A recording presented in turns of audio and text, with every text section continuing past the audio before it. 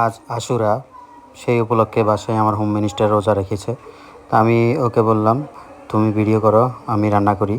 এটা হচ্ছে সামুদ্রিক বাইলা মাছ অথবা বেলে মাছ যেটাকে বলা হয় শুদ্ধ ভাষায় আর কি। আর এখানে নিয়ে নিলাম আদা, রসুন, পেঁয়াজ এবং কি টমেটো, সবগুলোকে একসাথে ব্লেন্ড করে এটা একটা মিশ্রণ তৈরি করলাম। তারপর হচ্ছে এখানে পেঁয়াজ কুচি, তারপরে এখানে আছে আর সাথে আছে ধনিয়া পাতা কুচি। এবার চলে যাব সরাসরি আমরা চুলায়। তো বন্ধুরা, চলে আসলাম চুলায়। এখানে আমি তেল দিয়ে দিলাম কড়াইয়ে। এবার পেঁয়াজগুলো ছেড়ে দিব। এই যে দেখতে পাচ্ছেন পেঁয়াজগুলো ছেড়ে দিলাম।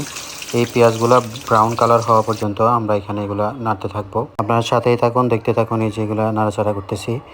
আর এগুলা ব্রাউন কালার হয়ে গেলে আমরা এখানে দিয়ে দিব আমাদের সেই যে মিশ্রণটা তৈরি করেছিলাম আদা রসুন পেঁয়াজ টমেটো দিয়ে, এই মিশ্রণটা এখানে দিয়ে দিব। এটা কষানো পর্যন্ত অপেক্ষা করতে হবে আপনাদেরকে। আমি এটা নাড়াচাড়া করতেছি, দেখতেই পাচ্ছেন এগুলো মিশ্রণগুলো সবগুলো একসাথে তেলের সাথে মিক্স করে ফেলবো। তো বন্ধুরা, দেখতেই পাচ্ছ আমি এগুলো নাড়াচাড়া করতেছি। তোমরা ভিডিওটা শেষ পর্যন্ত ধৈর্য সহকারে দেখবা। এই যে দেখতেই পাচ্ছ এগুলোতে বলক চলে আসছে। এবার হচ্ছে লবণ দেওয়ার পালা। আমরা স্বাদ মতো লবণ দিয়ে দিব। তোমরা সাথেই থাকো। এই যে আমি লবণ দিচ্ছি। লবণ দেওয়া শেষ। এবার দিয়ে দিব হলুদের গুঁড়ি, মরিচের গুঁড়ি এবং কি ধনিয়া ও জিরার গুঁড়ি, সবগুলো একসাথে পরিমাণ মতো দিতে হবে। তো আমরা সবগুলো একসাথে পরিমাণ মতো নিয়ে নিলাম। এবার হচ্ছে এগুলো একটু নাড়াচাড়া করে দিব। দেখতেই পাচ্ছেন আপনারা। পুরা রান্নাটা দেখতে চাইলে অবশ্যই আমাদের সাথেই থাকতে হবে, আমাদের সাথেই থাকুন। তো বন্ধুরা, মশলাটা কষানোর জন্য আমাদেরকে একটু সময় দিতে হবে। আমি এখানে ঢাকনা দিয়ে দিচ্ছি, মশলাটা একটু কষানো হোক। এরপরে আমি আবারও আসতেছি আপনাদের সামনে। এই যে মশলাটা কষানো হয়ে গেছে, দেখতেছেন কি সুন্দর তেলগুলো উপরে চলে আসছে। অনেক সুন্দর একটা কালার তৈরি হয়ে গেছে। এবার হচ্ছে আমরা এখানে মাছগুলো দিয়ে দিব আস্তে আস্তে। এক এক করে সুন্দর করে মাছগুলো বসাই দিব। আপনারা সাথেই থাকুন।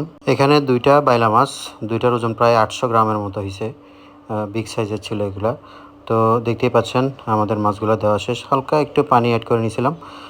এখন হচ্ছে এবার ঢাকনা দেওয়ার পালা। এগুলো হচ্ছে রান্না হবে, রান্না হইতে থাকুক। আর ওই পাশে হচ্ছে ভাত বসাই দিলাম।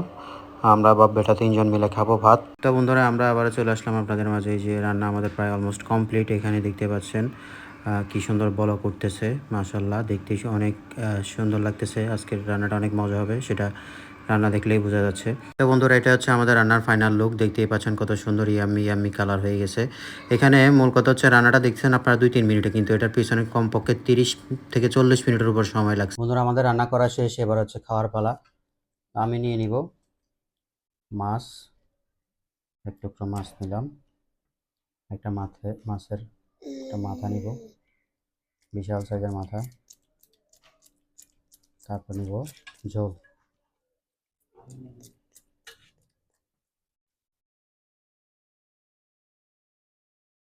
এবার হচ্ছে খাওয়ার পালা।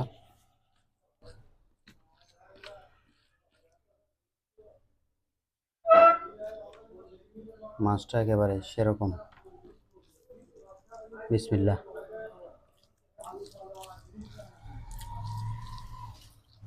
সমুদ্রের এই মাছ,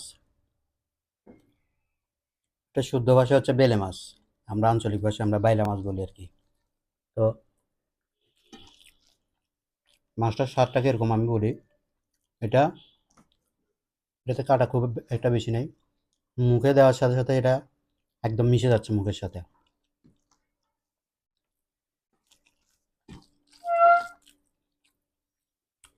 সবসময় চেষ্টা করবেন দেশি মাছ খাওয়ার পাশাপাশি সমুদ্রের মাছগুলো খাওয়ার জন্য, কারণ সমুদ্রের মাছে আয়োডিন থাকে বেশি। তো আরেকটা জিনিস মাথায় রাখবেন, এই মাছগুলো যদি আপনারা বাচ্চাদেরকে খাওয়াইতে পারেন সবচাইতে বেশি উপকার।